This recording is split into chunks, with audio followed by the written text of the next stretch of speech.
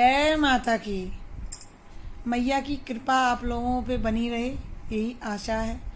और आशा करती हूँ कि आप माँ की कृपा से सब अच्छे होंगे।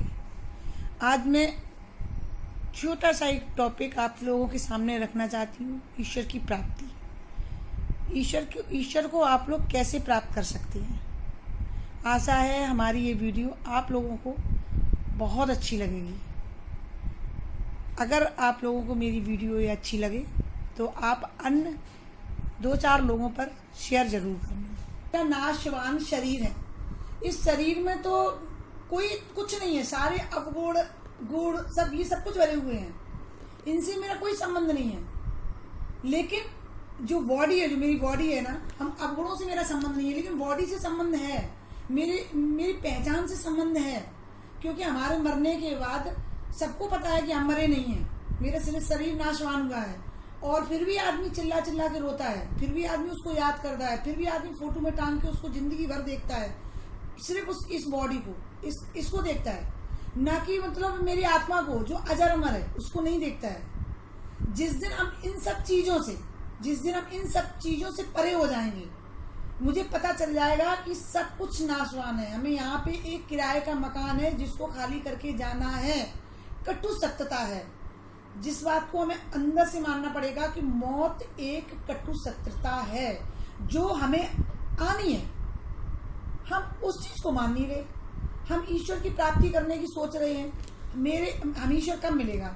जब हम अपने आप को भूल जाए, तभी तो ईश्वर मिलेगा।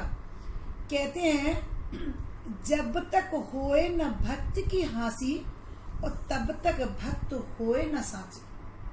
जब तक भक्त की हंसी नहीं होती है, भक्त पागल नहीं होता है, मतलब भक्त कोई भी इंसान जब जा रहा है, यहाँ से निकल रहा है और कोई कुछ क्या कह रहा है कोई फर्क नहीं पड़ता है, तब हमें ईश्वर की प्राप्ति होती है। जब हमें ना तो सुख का एहसास होता है ना दुख का एहसास होता है, तब हमें ईश्वर की प्राप्ति होती है। जब मेरी आत्मा एकदम अंतरात्मा से मिल जाए, तब हमें ईश्वर की प्राप्ति होती है। अब हमें मुक्ति कैसे मिलनी चाहिए? मुक्ति तो हमें तब मिलेगी ना जब हम अपने विचारों से अलग हो जाएंगे। हम उसी विचारों में खोए हुए हैं कि मेरे पुत्र क्या करेंगे, मेरी सास का क्या होगा, मेरे पति का बीमारी है उनका क्या होगा। मतलब हम इस चक्रव्यूह में घुसे हुए हैं, इस चक्रव्यूह गोल गोल घूम रहे हैं। हम अपने बारे में कहाँ सोच रहे हैं? हम कहाँ सोच रहे हैं कि जो होगा वो होगा। जिसने पैदा किया है वो सब कुछ सोचने वाला है। हम क्यों सोच रहे हैं? हम तो सिर्फ इतना सोचें कि हम यहाँ आए हैं तो हमें भेजा गया है, हमें भेजा गया है इस गुरुकुल में। जैसे बच्चे हम भेजते हैं स्कूल में पढ़ाने के लिए, वैसे मुझे भेजा गया है सिर्फ ये सोच करके कि हम इनके लिए जो मुझसे बन पड़े वो मैं करूं, ना कि मैं अधिकार जमाऊं। समझ रही हो? मैंने बच्चा पैदा किया, लेकिन मैंने कहाँ से किया पैदा? देन तो उसकी ऊपर वाले की। बहुत से लोगों के बच्चे नहीं होते हैं, बच्चे हैं नहीं, वो रोते हैं। यार मुझे नहीं पता, मैं तो ये जानती हूँ कि ऊपर वाले ने दिया है, मुझे एक माध्यम मात्र बनाया है और हम माध्यम मात्र बन गए हैं। वो घुमा रहा है, हम घूम रहे हैं। यानी कि कहने का तात्पर्य ये है कि जिस दिन हम अपने आप को खोकर उस परमात्मा में लीन हो जाएंगे, हम अपनी आत्मा की बातों को सुनने लगेंगे, उस दिन हमें मतलब परमात्मा अपने आप ही मिल जाएगा। दूसरी बात, हम कभी भी जब हमें क्रोध होता है, जब कोई भी बात का निराकरण होता है, वो हम परिवार में बैठ के करने लगते हैं। किसी की सुनते हैं, अपनी सुनाते हैं, शीर्षक निकालते हैं उसके। हम कौन होते हैं इन सब बातों को देखना? हमें उस परमात्मा के सामने रखना चाहिए। मेरा दिल भर आया तो उसको रखना चाहिए उसके सामने कि आपने मुझे भेजा और मैं इस दुनिया में आके गोल गोल घूमने लगी हूँ, इस मोह माया जाल में फंस गई हूँ, मैं आपसे दूर हो रही हूँ, परे हो रही हूँ, मुझे इस जंजाल से निकालो। मेरे को ये सब कुछ समझ में नहीं आ रहा है, नहीं आ रहा मेरे को समझ में। मैं तो आप में लीन होना चाहती थी, आपने मुझे इस परिवार में गोल गोल घुमा दिया है। और फिर दूसरी बात है कि हम जो भी कर्म करें, जो भी हम करते हैं, अच्छा करते हैं बुरा करते हैं, सबसे पहली बात तो ये है कि हमारी लाइफ में जो भी होता है वो उसके इशारे से होता है। अच्छा हो या बुरा हो, सब उसके इशारे से होता है। हम जब ये सोचना बंद कर दें कि हम जो कर्म करते हैं वो सामने वाला देख के मेरे बारे में क्या राय रखेगा, तब हमें ईश्वर की प्राप्ति होगी। क्योंकि हमें पता ही नहीं है, हमें नहीं कुछ पता मेरे साथ मेरे लोग मेरे बारे में पीछे क्या सोच रहे हैं, हम आगे क्या सोच रहे हैं, वो मेरे बारे में क्या राय रखेंगे, मैं क्या हूँ, मैं ढकोसला कर रही हूँ, मैं कैसी हूँ। इन तंत्र मंत्र में फंसे रहेंगे तो हमें कोई कुछ भी प्राप्ति नहीं होगा। हमने कभी सोचा है कि हम एक जगह बैठ जाएं, शांति से बैठ जाएं और मुझे कोई याद ना आए? नहीं, सब याद आते हैं। कभी ऐसा होता है, कभी 24 घंटे में कभी भी देखना 15 मिनट के लिए 20 मिनट के लिए कि हम इतने खो जाएं कि हमें कोई याद ना आए। ऐसा हो ही नहीं पाता, ऐसा हो ही नहीं पाता। बस हम जिस दिन अपने आप को कंट्रोल कर लेंगे, जिस दिन हम अपने आप को इतना कंट्रोल कर लेंगे कि हम जो चाहें वो करवाएं इस बॉडी से, इस जो मेरे पार्ट्स हैं जो चाहे वो करवाएं, ना कि हम उनके मोहताज होके चलें। मेरा मन कहता है कि मुझे आज ये चीज खानी है, मैंने खा ली, नहीं, मुझे ये चीज नहीं खानी है क्योंकि मेरे मन ने कहा इसलिए मुझे नहीं खानी है।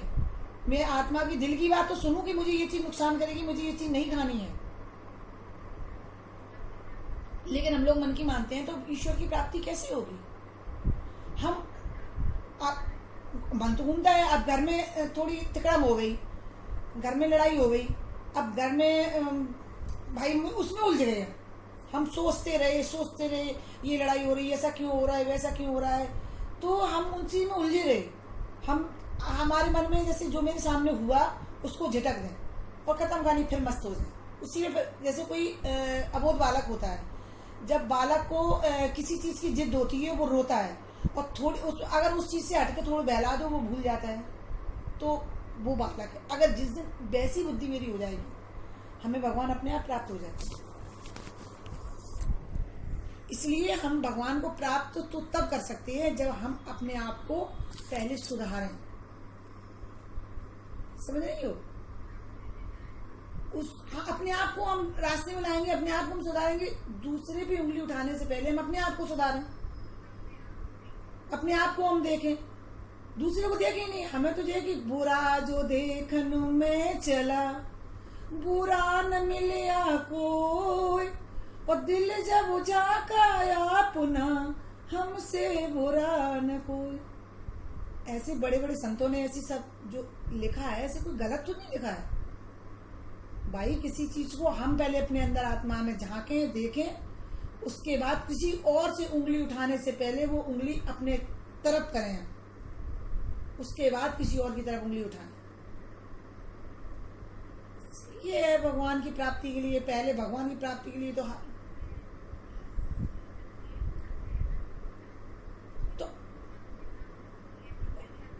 वो हम एक उंगली उठाएंगे तो 100 उंगली हमारी तरफ उठेंगी। कहते हैं ना कि पहला पत्थर वो मारे जिसने पाप ना किया हो, जो पापी ना हो। भाई पहली उंगली वो उठाए जिसने कोई अधर्म कभी अपनी लाइफ में किया ही ना हो, वो उठाए। और ऐसा मनुष्य हो नहीं सकता, अबोध बालक जो पैदा हुआ उसके अलावा ऐसा मनुष्य कोई हो नहीं सकता। और वैसे तो भगवान की प्राप्ति है, हम लोगों को सिर्फ एहसास नहीं है। कभी बैठ के कभी सच्चे दिल से भगवान से कुछ मांगना और भगवान ना दें तब मुझसे कहना। और मेरे साथ तो ऐसा हुआ है, प्रैक्टिकल है मेरे साथ ऐसा हुआ है।